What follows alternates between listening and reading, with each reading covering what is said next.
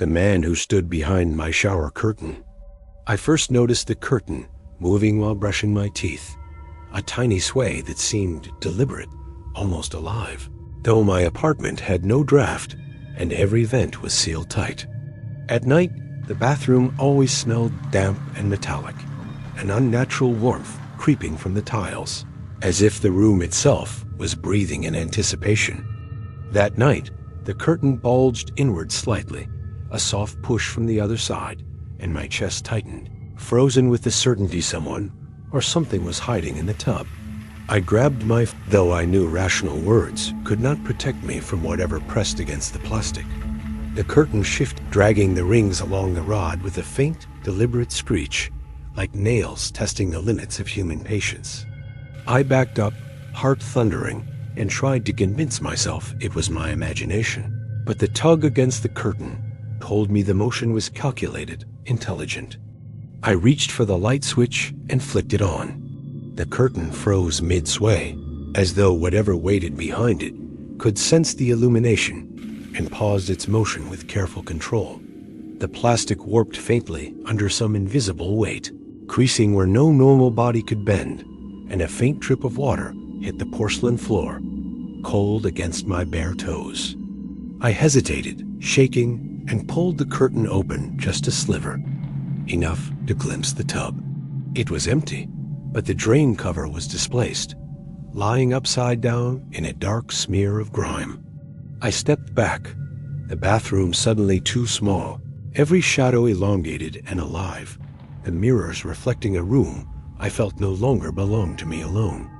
A soft scratching emerged from the tiles, nails scraping the walls in irregular patterns, moving toward the... I tried to speak, voice catching, but only a whisper came out, swallowed by the room, as if the walls themselves absorbed sound and replayed it differently. The curtain twitched again, almost imperceptibly, a soft pulse traveling along the rod, like a heartbeat I could feel through the floor beneath my feet. I edged closer, phone light trembling in my hand, catching a shape that seemed too tall and narrow.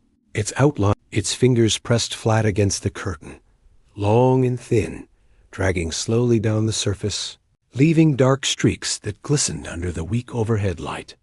The room air thickened as it leaned closer, scraping nails along the wall, and I realized it wasn't moving toward me. It was mapping the space, learning the contours of my body.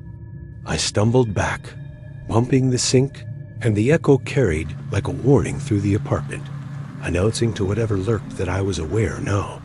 A single droplet of water landed on the tile behind me, bouncing as if it had weight, rolling in a path that ended just where my heels rested, mocking my movement. I froze, realizing the creature mirrored every gesture, waiting, learning the rhythm. My phone buzzed suddenly, screen lighting up with a single notification. New photo saved. My stomach turned as I opened it. The image showed me in bed, eyes closed, face slack, but the curtain in the bathroom was stretched as if something tall had pressed fully against it. Another photo arrived immediately, taken moments later, showing the shadowy figure half visible, its long fingers pressed into the curtain and reaching toward the camera lens. I bolted from the bathroom, slamming the door and pushing a chair beneath the handle, but I could hear faint scraping beneath it, testing the obstruction with patient force. Sleep fled me entirely. The apartment air grew colder with each passing minute, and I could feel the curtain's presence behind every shadowed doorway, every reflected corner. I dared not turn back, even to glance, as the shape shifted closer, long limbs folding unnaturally, head tilting just beyond the line of sight, breathing heavy and deliberate. By morning, the bathroom was silent. The curtain hung still, as if nothing had touched it, yet the drain remained displaced and the floor glossy with residue. I packed the bare minimum, leaving furniture, towels, and belongings behind, shoving clothing into bags with trembling hands, too afraid to linger another moment in that apartment. As I exited, I glanced back at the bathroom window. The curtain had moved slightly on its own, curling inward at the bottom, like it remembered me leaving. In my new apartment, I avoid showers at night, leaving lights on and doors locked. Yet I sometimes catch the faintest sound of plastic scraping, soft and deliberate.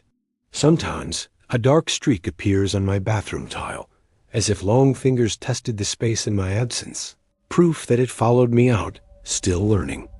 The drain cover is gone in my new place too, replaced by a small puddle of cold water, though I live on the 3rd floor and plumbing shouldn't allow it. At night, I hear the faint tap of nails along the wall behind my shower, slow and rhythmic, reminding me that curiosity didn't die, it waited for me. And I can still see its shadow in the corners, long and narrow, watching me as I brush my teeth, as though the curtain is never empty, and neither am I. The knock that came from inside my walls. I first heard it around midnight, a faint knock echoing from the bedroom wall, rhythmic and deliberate, like someone tapping out a pattern just beyond my reach. I froze, listening. The apartment was silent, except for the faint hum of the refrigerator and the occasional distant car. Yet the knocking continued, steady and patient. At first, I blamed old pipes, the usual creaks and groans of the building settling, but the sound repeated in perfect intervals, impossible to ignore. I pressed my ear to the wall, and the knocking became clearer, softer beneath my skin, like someone was breathing in sync with the taps. I whispered, "Is anyone there?" But the response came as a wet, hollow thump beneath the drywall, too precise to be accidental. The next night, the knocking returned with greater insistence, traveling along the wall toward the corner of the room, following a path that made no logical sense. I placed a chair against the wall, trying to block whatever pressure it applied, yet the knocks shifted around the furniture as if it knew exactly where I hid. Each tap sounded like a finger dragging across the plaster, deliberate, calculating, learning the room, my movements, the sounds I made in response to its rhythm. I tried recording it on my phone, but playback revealed distorted, wet thuds, mixed with something almost like whispers, unintelligible, yet eerily attentive. One night, the knocking moved beneath my feet, vibrating through the floorboards as if the wall had spread, folding the apartment into itself to track my presence. I slept in the living room, chair wedged against the bedroom door, listening as the taps circled the walls, following my breathing, counting heartbeats like a predator mapping its prey. The air grew colder near the wall, a pocket of freezing temperature that pulsed with each tap, as though whatever lived inside used the chill as camouflage. A single creak above me made me jump, and I realized the knocking had shifted to the ceiling, tracing beams and joists, mapping my surroundings with precision I didn't want to acknowledge. I shined a flashlight on the wall, but nothing appeared. Shadows remained unmoving, yet I could feel eyes or something tracking every flicker of light. The taps changed pattern, faster, staccato, almost teasing, as if it knew I had noticed, learning patience one night at a time, marking progress silently. I tried to leave, but doors stuck, locks jammed, as if the apartment itself resisted my departure, guiding me back toward the bedroom, back toward the source of the knocking. Objects near the wall moved slightly. A lamp tilted, a book fell, as though the force inside pushed subtly against the boundaries of reality. At 3:03 a.m., the knocks slowed, elongated, dragging across the wall in arcs like claws stretching along the plaster, leaving behind a subtle vibration under my feet. I pressed my hands against the wall, heart hammering, feeling warmth beneath the drywall, soft and wet, like the pulse of something alive just beyond my touch. A whisper followed, too faint to make out words, curling around my ears, teasing, promising, as if it knew I would remain too terrified to leave. I bolted from the room, stumbling over the furniture, the knocks following, moving from wall to floor to ceiling, tracking me with intelligence, testing every escape route I considered. I spent that night on the couch, door locked, chair wedged under the handle, every sense taut, listening to the rhythm of taps that never truly stopped. By morning, Silence returned, but the wall had small cracks, thin lines etched into the plaster like fingernail marks, proof that the presence inside was real. I moved out that week, abandoning furniture, leaving electronics, packing only essentials, terrified that lingering items could carry its awareness with me to another home. Even now, in my new apartment, the faintest knock from within the walls wakes me at night, slow, deliberate, tracing arcs I can never anticipate. Sometimes I hear it under the floorboards, following my steps with soft taps, matching my pace, patient and intelligent, learning me, mapping me, waiting. I never answer the knocks. I don't need to. They already know I'm listening, afraid, alive, and that's enough to satisfy whatever learned patience lurks inside the walls. The last time I checked, the old apartment had new tenants. I wonder if they hear the tapping, if they realize the walls have memories, echoes of something patient, waiting, and alive. And I know it still exists, still aware, stretching unseen limbs through plaster, waiting for someone else to notice, learning, calculating, marking time in slow, deliberate taps. The figure that stood at my door every night. I first noticed it at midnight, a shadow lingering just beyond my bedroom door, tall and still, its presence pressing against the threshold like it belonged there. At first, I assumed it was imagination, the product of a long day and flickering streetlights, casting shadows through my window. But night after night, it returned, standing in the same place, silent, patient, as if studying me without moving a muscle. The hallway lights flickered when it appeared, low hums vibrating through the floorboards, marking its arrival with a sound too deliberate to ignore. I tried ignoring it, hiding under blankets, pretending to sleep, yet the outline remained, a dark shape that shifted slightly with each breath I took. I spoke to it once, voice trembling, asking who or what it was, and a faint whisper returned, one syllable, distant yet clear. Watching. Doors and locks offered no comfort. It waited outside, patient, unmoving, but somehow always aware of every movement I made within the room. The air thickened near the threshold, cold and heavy, carrying the faint scent of damp soil and something metallic that shouldn't belong in my apartment. I tried photographing it, phone trembling in hand, but each picture returned blank, only showing darkness, the figure invisible to every lens I aimed.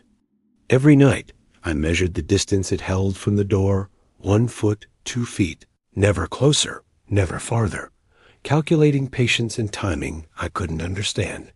I tried leaving the door open, pretending I wasn't afraid, but it tilted slightly inward, pressing just enough to remind me it controlled the space. A soft creak from the floor accompanied its slight movements, subtle enough to ignore if I wasn't paying attention, like nails brushing concrete with precision. I began leaving small objects on the floor near the door, books, shoes, pens, and each night they shifted slightly, always toward the figure, as if it inspected and tested them. I stopped turning on the lights, letting darkness mask me. Yet the figure's presence remained, an outline visible only in the faint glow of moonlight through the window. I whispered my plans to move, convinced distance would break its hold, but the air still thickened heavy, as though the walls carried its patience with them. Sometimes I heard faint breathing from the hallway, wet and deliberate, sinking to my pulse. The sound of something learning how I moved, how I reacted. The shadow grew slightly over the weeks, stretching taller, longer, limbs folding in ways impossible for a human body, tilting its head with unnatural curiosity. I tried to ignore the noises, the scrape of nails, faint shifts in the carpet, but each sound tightened the knot in my chest, warning me I wasn't safe. One night, I bolted from bed, ready to confront it, and the figure leaned closer, head tilting in curiosity, pausing at the doorframe, as though considering whether I was worth its attention. I fled into the kitchen, lights blazing, chair wedged against the door, yet the hallway remained darker than the rest of the apartment, its presence concentrated there. My phone buzzed repeatedly, showing notifications I hadn't received. I swiped. A single photo, black and blurry, yet I could sense it in the shadowed shape, observing me. The figure never left, never spoke again, but its patience was suffocating. A constant awareness, a reminder that it could wait longer than I could fear. I moved days later, taking essentials, abandoning furniture, leaving doors unlocked. But the memory of its patience followed me, cold and deliberate in every quiet corner. Even now, I glance over my shoulder in new apartments, stairwells, and hallways, sensing the outline of that same shadow, patient, waiting, stretching time like it owned it. When the lights flicker late at night, I feel it again, a pressure of patience, a stretch of limbs that aren't there. The knowledge has tracked every step I take. I never leave doors cracked anymore, but sometimes I hear the faintest creak, a scrape against the threshold, and I know it remembers the rhythm of my life. The figure doesn't hurry. It doesn't need to. Its patience is eternal, unbroken, stretching silently through every apartment it has ever entered, waiting for the moment I slip. Every night, I check the corners of my room, floorboards, and door frames, but the figure remains unseen yet undeniably present, a constant in the shadows of my existence. Even when I convince myself it's gone, I feel the weight of it in the air, a patient observer. Waiting for the first moment, I am vulnerable again. I whisper to myself that it is gone, that new walls hide me, but instinct warns me patience can cross space, and it always finds its way back. I leave lights on, doors locked, windows shut, yet some nights, when the apartment goes quiet, I see a shadow bend just beyond perception, waiting for me to notice. It is patient, it is intelligent, it is eternal. And every night, I feel the pressure at the edge of the doorframe, proof it has never left and never will. The shadow that followed me home. I left work later than usual, the parking lot empty except for a few distant headlights, the kind that made long shadows stretch unnaturally across cracked asphalt. The streetlights flickered as I walked, each step echoing in the silence, the city around me muted, as if holding its breath for something unseen.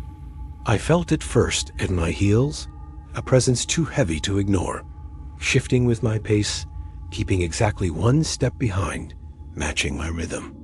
I turned quickly, expecting someone playing a joke, but the sidewalk was empty, only my shadow stretching toward the dull light of the street lamp. The air thickened, heavy with cold, and I sensed a shape bending around corners, moving fluidly, keeping me in its field of vision without revealing itself. Every reflective surface along the way betrayed nothing. The shop windows and puddles showed only my own silhouette, yet I knew I wasn't alone. At the alley leading to my apartment, the shadows grew darker, folding into shapes that weren't mine, stretching and contorting as if reaching for me across the asphalt. I quickened my pace, heart pounding, but the shadow responded, accelerating slightly, always mirroring my movements with unnatural precision, never revealing its form entirely. I reached my building and fumbled for the key, a shadow lingering at the corner of my vision, unmoving yet undeniably present, patient and deliberate. Inside, I locked the door and pressed my back against it, listening. The apartment was quiet, yet the sense of being watched didn't fade. It followed me through every room. I checked every reflection mirrors, windows, polished surfaces, nothing. But the temperature dropped unevenly, patches of air colder than the rest, as if it preferred certain areas over others. I tried to distract myself with the TV, but shadows warped unnaturally across the walls, stretching toward the couch, ending like liquid in a container just wide enough to hold it. Every creak in the apartment sounded amplified, deliberate, footsteps too soft to identify, yet synchronized somehow with my own, an echo that shouldn't have existed. I approached the bedroom, every instinct telling me not to look at the window. Outside, the night was black, Nothing moving, but inside, the shadows pooled unnaturally, thicker than normal darkness. The door to the closet creaked slightly, a soft tap like something testing the hinges, brushing against the wood in slow, deliberate strokes. I swallowed hard and flipped on the light, but the shadows didn't recede. They shifted, folding against themselves, forming angles that defied the room's geometry. I stepped toward the bed, hesitant, and caught movement just beyond my peripheral vision. A tall, thin silhouette bending at impossible angles, perfectly dark, featureless. I froze. It didn't move like a person. Its limbs bent fluidly, its head tilted in ways that felt intelligent, studying me, learning my reactions, predicting my fear. I tried to speak, whispering, asking if it wanted something, but no sound came out, my words swallowed by the oppressive air it controlled. The silhouette leaned slightly closer, a soft rasp of air brushing past my ear, like the exhale of a predator content to observe without striking. I bolted from the bedroom, heart hammering, and the shape mirrored my flight, stretching around walls and corners, silent but always in step, patient and deliberate. I trapped myself in the kitchen, doors closed, lights on, but the shadow pressed against the edges of the room, the darkness denser along the baseboards and corners. I called a friend, voice trembling, but they laughed, dismissing it as imagination, unaware that something was shaping the night around me, following every beat of my life. I slept lightly, flashlight in hand, and when I woke, the shadows had not moved. The apartment felt alive, folding space, shifting angles, waiting. I left notes on the door to mark my exit paths, but even that didn't matter. The shadow adapted, tracing my route, anticipating my movements before I made them. I fled the apartment at dawn, carrying only essentials, leaving furniture, electronics, and personal items behind, the shadow lingering until the sunlight touched the building and forced it to recede. Even now, in a new apartment across town, I feel it.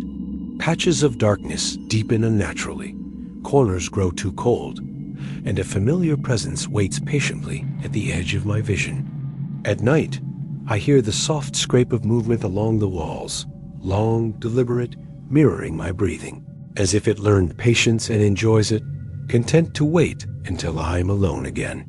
Sometimes, I glance over my shoulder while walking to the store. The street looks empty, but I swear one shadow lags just slightly behind, learning, waiting, stretching its patience over every step I take.